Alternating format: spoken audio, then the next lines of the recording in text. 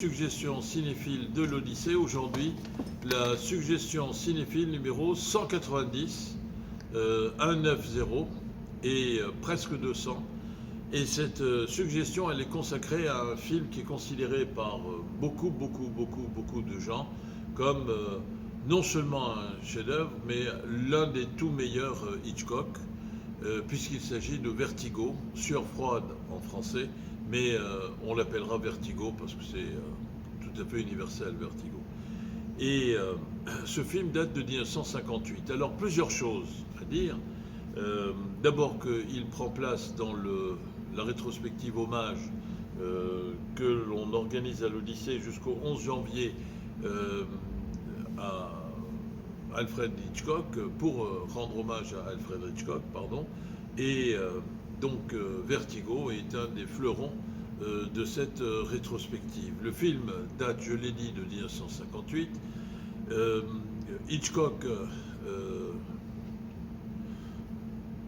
a recours d'une part à un vieux complice comme acteur, James Stewart, qui l'a fait jouer dans La Corde en 1949, dans L'homme qui en savait trop et dans Fenêtre sur cour, et qui intervient là pour la 4e fois dans le film de Hitchcock, dans la filmographie de Hitchcock. Et il aurait bien voulu faire jouer Grace Kelly, mais Grace Kelly est devenue princesse de Monaco, le prince de Monaco qu'elle a rencontré pendant le tournage de La main au collet, Catch a Thief en anglais. Et il est très fâché d'ailleurs, Hitchcock, parce qu'il avait beaucoup d'attirance, disons, professionnelle pour Grace Kelly, et que parce qu'il aime beaucoup les blondes un peu froides, réfrigérantes, les blondes glacées, comme il n'en a pas sous la main, si je puis dire, dans le panel des actrices disponibles à Hollywood, eh bien il va recourir à Kim Novak, il n'est pas tellement content, il n'aime pas trop d'ailleurs Kim Novak, parce que c'est une blonde certes, une blonde à qui on peut mettre des chignons, certes, mais c'est une blonde trop sensuelle à ses yeux, qui porte le sexe sur sa figure, alors que lui, il préfère les beautés distantes et réfrigérantes, comme je l'ai dit un peu avant. Mais malgré tout, eh ben, il va travailler avec elle, et à l'arrivée, il va être très content de cette coopération, même si ça ne l'empêche pas de râler un peu dans les différentes interviews qu'il accordera. Une autre réflexion que je veux faire, c'est que ce film, il a été un peu mitigé, l'accueil a été mitigé au départ, et puis c'est surtout en France qu'on a trouvé, avec la possibilité d'apporter des interprétations très intello, la psychanalyse, l'inconscient, les contradictions ambiguës et paradoxales qui déterminent les pulsions comportementales, les attirances, et ce qui repousse en même temps les gens, les attractions, distanciations qui règlent le ballet des comportements humains dans les paysages humains précisément. Et donc il a eu une certaine aura de film intellectuel profond. Alors, pour commencer, pour continuer plutôt, je voudrais livrer une réflexion sur le titre, Vertigo, vertige. Or, qu'est-ce que c'est que le vertige si ce n'est une affaire de regard? Le regard en général, c'est ce qui établit le lien, le pont, la passerelle entre nous et la réalité qui nous environne, par la manière que ce regard nous permet d'appréhender le monde réel à notre disposition et notre place dans ce monde réel. Mais le regard, il est un peu invisible, il est un moyen, un instrument. Évidemment, c'est pas ce qui intéresse Alfred Hitchcock. Et c'est, à mon avis, l'expression de ce film, du titre de ce film Vertigo, dont j'ai oublié de dire qu'il est l'adaptation d'un roman de Boileau et Narcejac qui s'appelle D'entre les morts, et qui est un roman qui avait plu à Hitchcock. Il était dans une phase d'ailleurs très française, disons. Il avait déjà, avec la main au collet, fait une grande référence à la France. Et peut-être même, c'est une interprétation que je me permets modestement, humblement de suggérer, le nom un des noms de personnage féminin principal, Madeleine, est peut-être en souvenir, en réminiscence, en mémoire de Marcel Proust et de la fameuse Madeleine de Marcel Proust. Allez savoir. Peut-être que non, mais peut-être que oui aussi, comme validité de cette hypothèse. Et donc, mais le regard, donc c'est un moyen d'appréhender le réel, mais c'est aussi un élément du réel. C'est une réalité. S'il n'y a pas de regard, on n'a pas de relation avec, ou alors on a une relation qui se fonde sur d'autres modes de perception et les autres sens que l'on peut avoir. L'audition, l'odorat, le toucher, etc. Mais il arrive que ce soit le regard qui s'impose comme un événement central de la réalité, non pas une réalité environnante, mais notre réalité par rapport à la réalité environnementale. Et c'est le cas dans la situation du vertige, parce qu'au fond, on le sait, si mon regard prend le dessus sur ce que je regarde, tout simplement parce que je suis posé en hauteur et que je suis déstabilisé par le sentiment, la perception, l'appréhension du vide, appréhension dans tous les sens du terme, du vide qui me permet de surmonter un point de vue, de surplomber une situation, eh bien, du coup, je suis déstabilisé, je suis attiré dans une chute, ou en tout cas un risque de chute, et à coup sûr dans une perte d'équilibre. Et c'est précisément ce qui affecte le personnage principal, incarné par James Stewart. D'ailleurs, à un moment donné dans le film, James Stewart, qui est un policier, qui, lors d'une poursuite sur les toits de San Francisco, puisque la ville de référence de ce film, c'est la ville de San Francisco, et donc, pendant qu'ils sont en train de poursuivre un malfaiteur, eh bien, il se retrouve accroché au-dessus du vide, et le vertige qu'il a, eh bien, l'empêche de sauver un de ses collègues, et cela va le déstabiliser durablement, et il va avoir donc un sentiment de vertige encore plus fort chaque fois qu'il monte, qu'il se retrouve en hauteur, disons, en position élevée, et il fait une tentative devant sa copine d'enfance, un ancien flirt, mais qui est surtout devenu une complice amicale de sa vie, qui s'appelle Midge.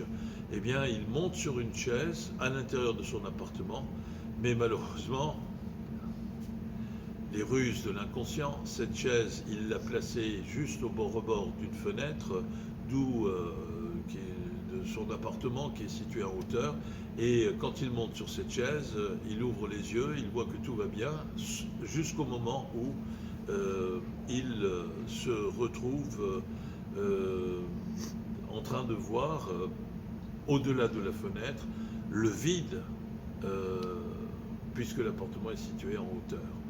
Et il perd son équilibre et il tombe de cette chaise. Heureusement, c'est une chute qui est peu dramatique et qui a peu d'effet, mais qui montre la surdétermination de ce personnage qui est l'esclave du sentiment de vertige, de l'émotion, de l'impression de vertige qu'il a chaque fois que son environnement est constitué par l'altitude et donc le vide lié à l'altitude. Et ce qui est une donnée du film. Et je ne vais pas évidemment dévoiler le fond de l'intrigue, mais il faut savoir que son vertige est connu de ses proches.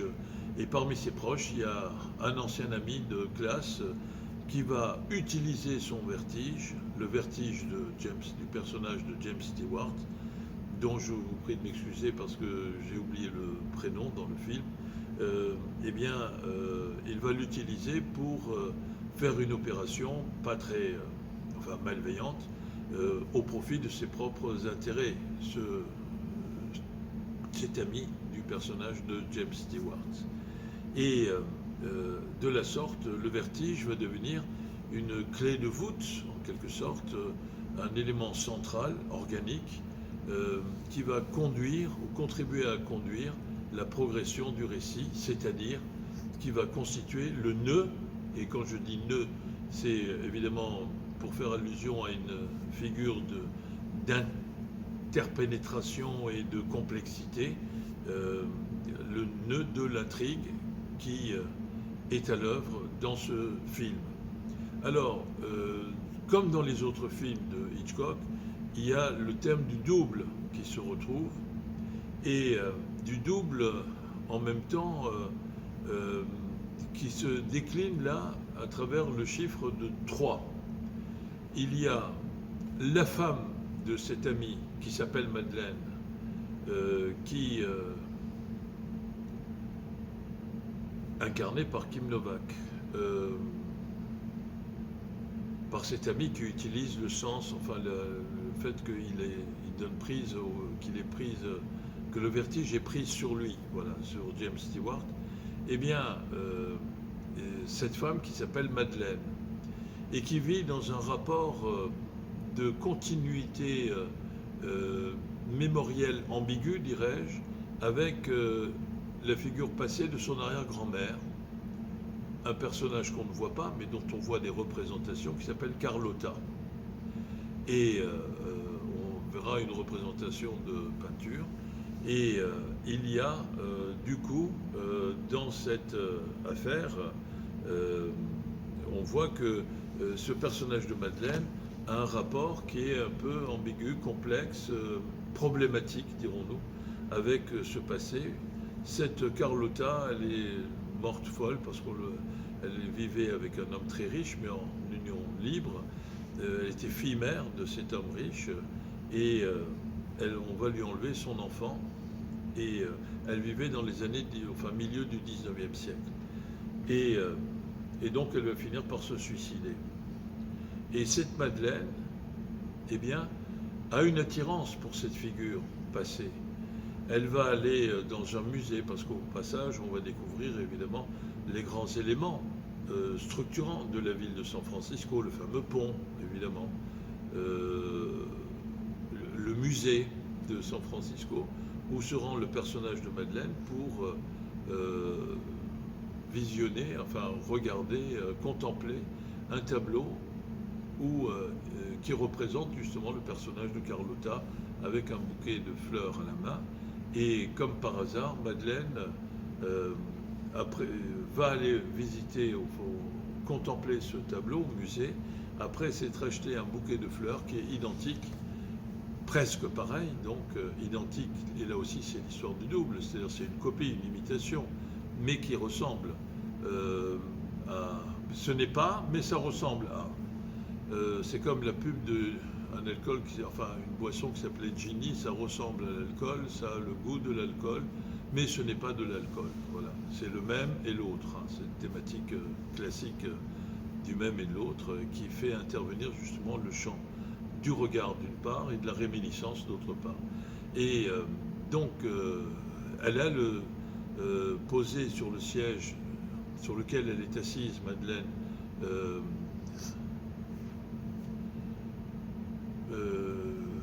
un bouquet identique à celui qui est représenté sur le tableau.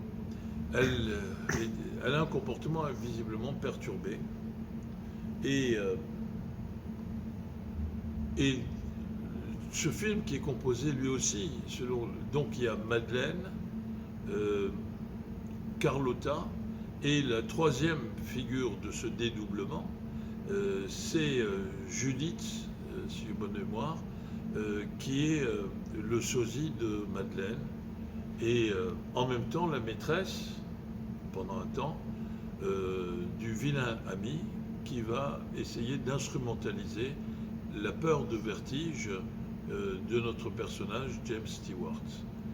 Et Madeleine essaye, Stewart est engagé par son ami pour suivre Madeleine, en réalité pour servir d'alibi. Destiné à laver de tout soupçon la machination ténébreuse et malveillante de son ami qui emploie James Stewart comme détective, puisqu'il n'est plus policier, il est simplement détective. Et il va assister à une tentative de suicide, puisque au pied du pont de San Francisco, Madeleine va se jeter à l'eau. Bien. Alors, n'écoutant que son courage, et comme c'est pas dans le vide qu'il se jette, mais à l'eau, eh bien, James Stewart se jette à l'eau, recueille le corps évanoui, trempé de cette blonde, et Madeleine, et la ramène chez lui avec une superbe ellipse, et on découvre que Madeleine dévêtue est dans le lit de la chambre de James Stewart. Donc, à nous, si nous sommes un peu pervers et voyeuristes, d'imaginer que elle n'est pas rentrée tout habillée, mouillée dans ce lit, mais que pendant son évanouissement, des mains innocentes l'ont innocemment dévêtue avant de la recouvrir à l'intérieur des draps apaisants qui sont censés constituer l'écrin du retour à une situation apaisée pour le personnage de Madeleine. Bref, vous voyez tout ce que Hitchcock indique par sous-entendu, car le cinéma, c'est autant l'art de suggérer sans montrer que l'art de montrer les choses. On en dit autant en ne montrant pas que en montrant, en quelque sorte. C'est ce qu'on appelle la polysémie de l'image cinématographique. Et comme ce film est construit en deux parties qui reviennent en boucle l'un sur l'autre, donc à côté de la figure du 3, on retrouve la figure du cercle qui est déjà présente dans le générique, avec un œil, un cercle, mais décliné sous la figure de la spirale, c'est-à-dire qui descend en profondeur et qui monte en hauteur, c'est-à-dire un cercle qui est situé dans son environnement pur, débarrassé de tout objet, c'est-à-dire dans le vide de son environnement spatial. Et c'est le propre de la spirale. Et qui dit spirale dit tourbillon, qui dit tourbillon dit vertige. Donc le cercle renvoie à ce sentiment de vertige, bien sûr. Et qu'on retrouve d'ailleurs quand elle est au musée, Madeleine, en train de contempler le tableau, sous la forme du chignon qui est derrière. Enfin, un chignon est toujours derrière, à ma connaissance. Je suis chauve, mais quand même assez lucide pour savoir qu'il n'y a pas de chignon qui soit devant. Quand c'est une altitude capillaire, cela s'appelle un toupet, à ma connaissance, et c'est surtout chez les hommes au XIXe siècle que c'était utilisé. Donc, il y a aussi un chignon qui renvoie à cette figure de la spirale, donc du vertige. Et effectivement, eh bien,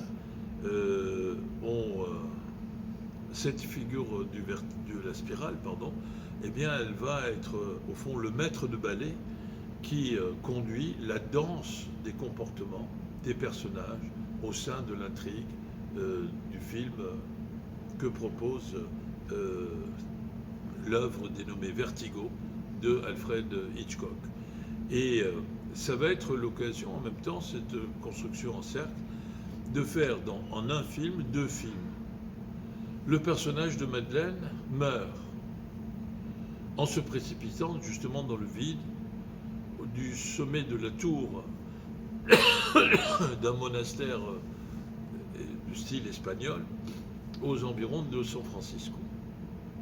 Et sans que le personnage de James Stewart arrive à empêcher ce fait qu'elle se précipite dans le vide. Et ça va occasionner une dépression pour James Stewart qui va être absent, et donc le film va le reprendre dans une deuxième partie qui est un peu moins longue que la première, mais dans une deuxième partie il va le reprendre après qu'il a subi une période de dépression qu'il a mis entre parenthèses, à l'écart des gens.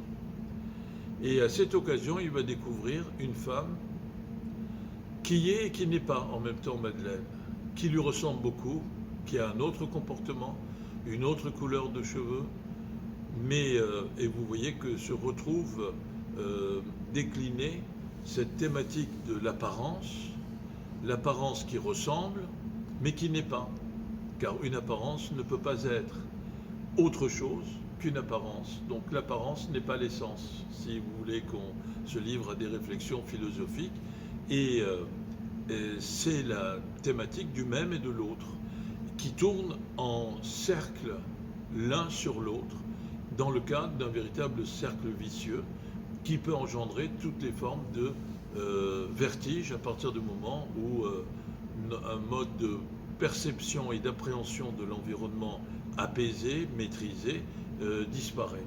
Et le personnage de James Stewart va pouvoir exprimer ouvertement une attirance, un désir vis-à-vis de cette Judith, mais pas parce qu'elle est Judith, parce qu'elle ressemble à Madeleine.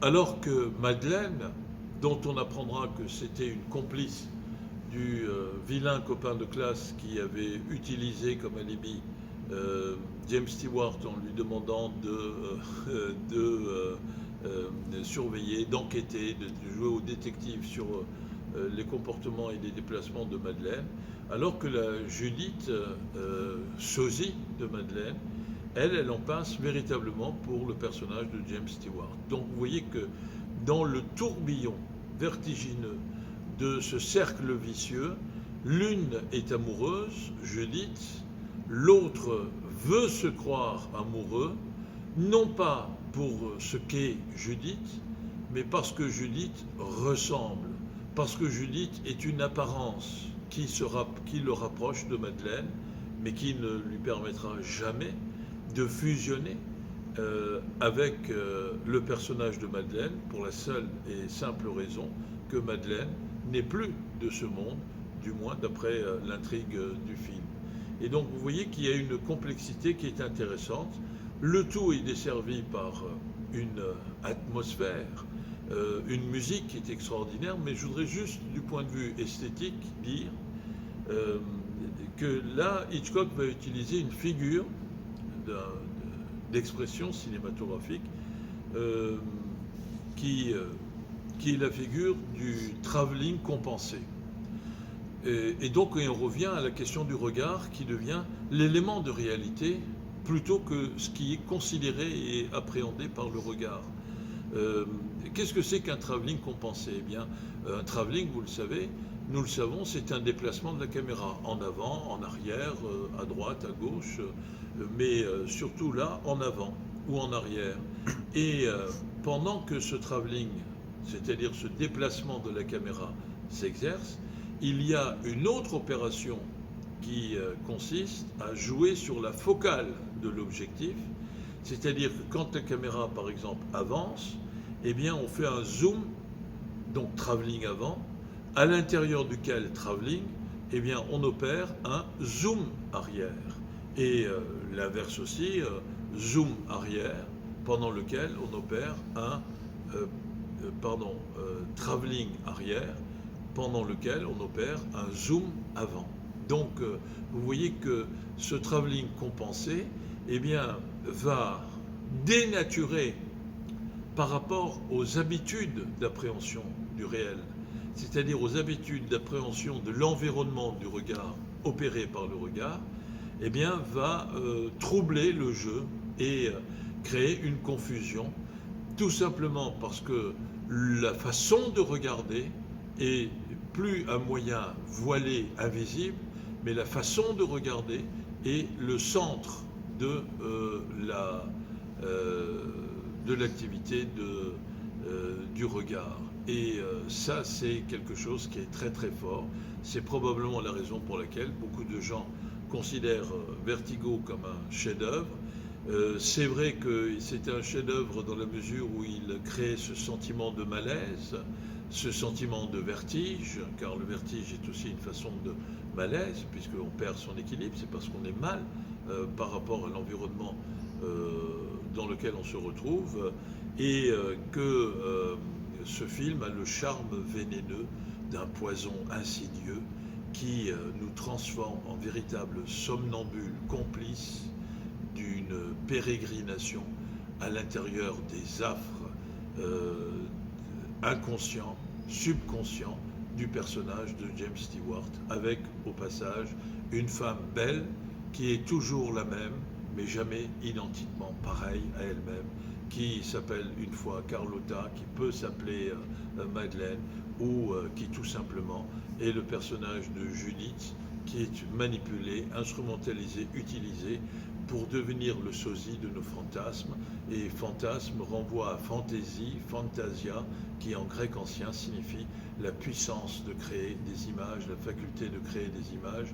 Hitchcock crée des images à l'image des possibilités du cinéma, qui est l'explorateur des profondeurs de l'âme humaine. D'ailleurs, la découverte du cinématographe est contemporaine, comme l'a montré Edgar Morin dans un livre qui s'appelle L'homme imaginaire, est contemporain de la découverte de la psychanalyse ou de la théorisation de la psychanalyse par Freud, et des premières expériences de ces fous volants, de ces fous au volant de leur machine volante, précisément, c'est-à-dire l'expérience des frères Wright. Tout cela aux alentours des années 1895.